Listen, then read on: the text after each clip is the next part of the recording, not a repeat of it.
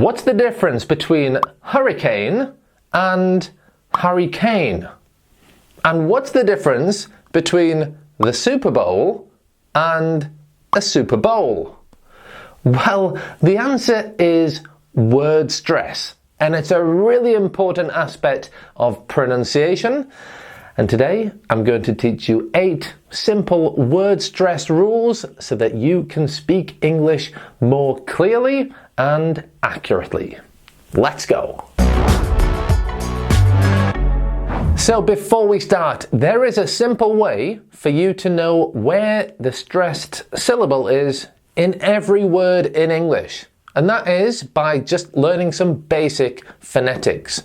If you look in the dictionary and see the phonetic transcription for a word, there is a little apostrophe type thing just before the stressed syllable in every word. And every word in English has just one stressed syllable. So look at these words and also listen to hear how I stress the stressed syllable in these words. Photograph, photograph. Here the stressed syllable is the first syllable. Photograph. Photography, photography.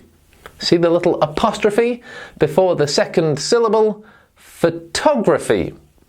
And photographic, photographic. Here we stress the third syllable, photographic. And you have the little apostrophe before that in the phonetic transcription. So learn some phonetics. It will make your life easier, I promise. Okay, so let's have a look now at these 8 simple rules. Every rule has exceptions in English, so maybe we should call them guidelines. Whatever you want to call them, we have 8 simple ways for you to speak more clearly using correct word stress in English. So let's go. Okay, the first rule is related to words that have 2 syllables. So look at these nouns that have 2 syllables and tell me where the stress is. Campus, county, maker, picture, water, entry. That's right. With 2 syllable nouns, the stress goes on the first syllable. Now listen to these adjectives. Happy, pretty, royal, mobile, local.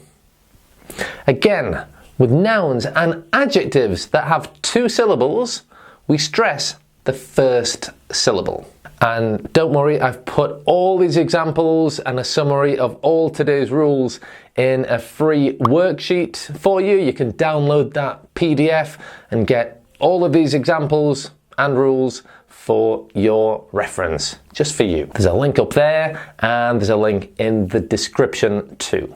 Okay, let's have a look at some more words with 2 syllables.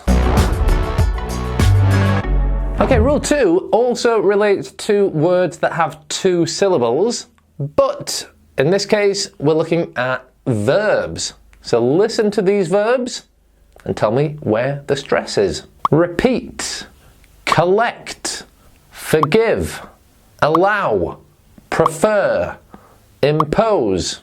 That's right, with verbs that have 2 syllables, the stress is on the second syllable. And yes, there are exceptions. Feel free to write any exceptions in the comments, but generally this rule is true. Now, there are some situations where we have one word that can be a verb and a noun. So what do we do in those situations? Well, that's rule number 3. Okay, rule 3 is really simple. As I said, we have some words that can be both a verb and a noun. We stress the first syllable if it's a noun, like record, and the second syllable, like record, if it's a verb. In other words, it follows rules 1 and 2 perfectly. So look at some more examples of this. Import is the noun, import is the verb. Produce is the noun, produce is the verb. More nouns are rebel, conflict, research. And the verbs are rebel, conflict, research. And there are a couple of common exceptions to this rule. Respect always has the stress on the second syllable, and question always has the stress on the first syllable, but generally this rule is almost always true and a really common mistake that students make. Okay, let's change the topic a little bit in rule number 4. Okay, I want to talk about the suffixes. But suffixes are those little letters that you always put at the end of words. You see them in many, many, many different words, like ik, or jen, or shun. So I want to talk specifically about those suffixes in this particular rule, because when we have a word that includes those suffixes, the stressed syllable is the syllable just before the suffix. In other words, it's the penultimate syllable in the word. And it doesn't matter how long the word is, this rule is true. So look at some examples here. Static, traffic, athletic, enthusiastic, electric. Did you hear? The stressed syllable is the syllable just before ik. And this rule is true for words that end shun and jun. So listen again with words that end shun. Induction, creation, expectation, objection, distinction, presentation, coordination. And again, it doesn't matter how long the word is, when you have a word that ends ation, the stressed syllable will always be a. Nation, coordination, mobilization, expectation. Okay, let's have a look now at words that end jun, like television. Again, listen for the stressed syllable in these words. It's the penultimate syllable. Conclusion, revision, conversion, provision, vision, television. Okay, so the next time you see a word that ends ik, shun, or jun, stress the penultimate syllable. Okay, this rule is going to help you pronounce another hundreds of words correctly, because words that end with all these suffixes follow the same stress pattern. So we're talking about the suffixes c, fi, t, and g. I'm going to say a few words, and again, listen to see if you can hear the pattern and you can hear where the stressed syllable is. So for the c suffix, democracy, pregnancy. For the fi suffix, cinematography, photography. For the t suffix, productivity, diversity. And for the g suffix, biology, analogy. Did you hear where it was? Well, in all of these words, we do not stress the last syllable, we do not stress the penultimate syllable, but we stress the syllable before that. So you have the stressed syllable and then two more before the end of the word. Listen again. Democracy, cinematography, productivity, analogy. So it's not the last, not the penultimate, but the one before that. And the same rule applies to words that end ate. Now there are two different ways to pronounce ate, which I talk about in that video up there. That's a great video with loads of pronunciation rules, which I highly recommend you watch after this one. So again, listen carefully to some examples of these words, and listen how we don't stress the suffix, we don't stress the penultimate syllable, but it's the syllable before that that we stress. Eliminate, integrate, regulate, negotiate, accurate or adequate. It follows the same rule, and so do words that end ul. Ul. We write it with al, but we use the schwa sound to pronounce words that end like this. Ul. Economical, mathematical, ethical, critical.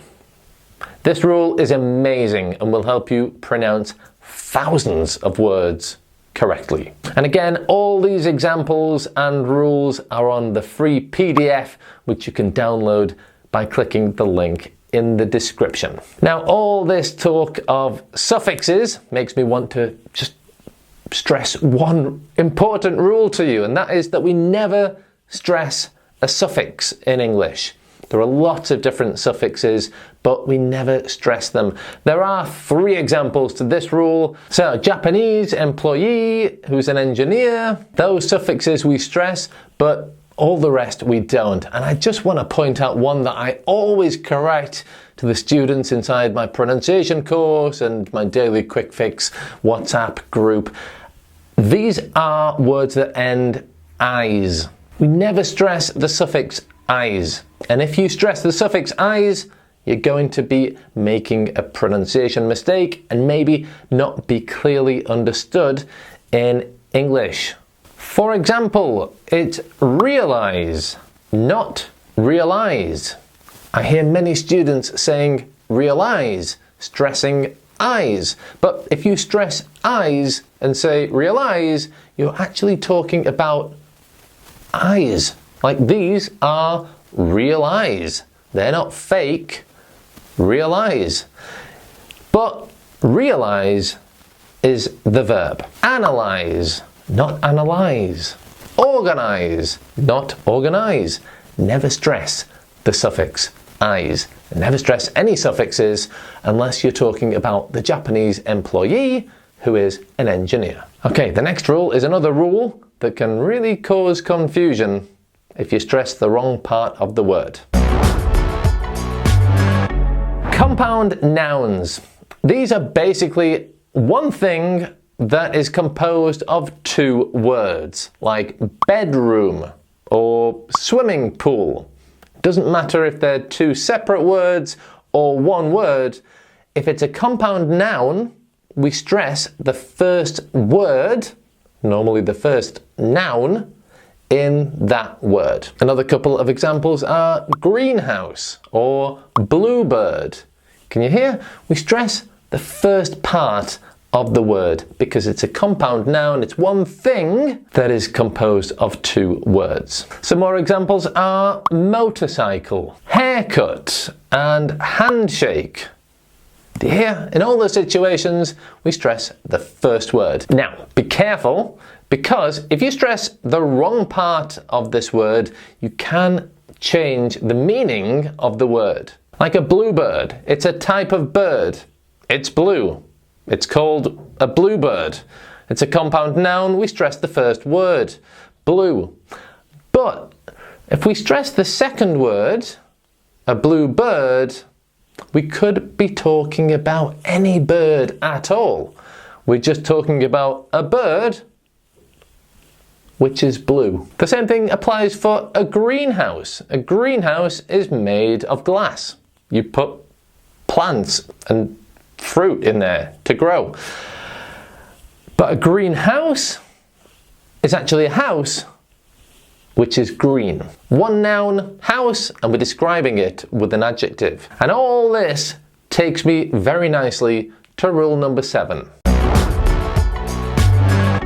Okay, so rule number 7 is that when you have an adjective plus a noun, we stress the noun. Like nice person, little shop, big shoes.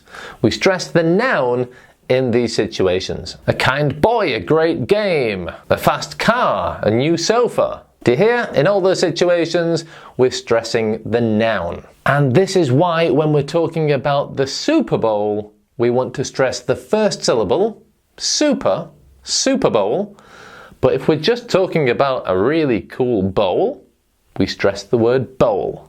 Wow, that is a Super Bowl. Okay, another stress rule for you is related to phrasal verbs. Now, a phrasal verb is a verb plus a preposition, or a verb plus a preposition plus a preposition. Yes, some phrasal verbs have 2 prepositions in them. The rule is that with phrasal verbs, we want to stress the second word. So, for phrasal verbs with one preposition, put up, get on, come back, look out. Do you hear? We always stress that preposition in those phrasal verbs. And for phrasal verbs that have two prepositions, put up with, cut down on, look forward to, keep up with.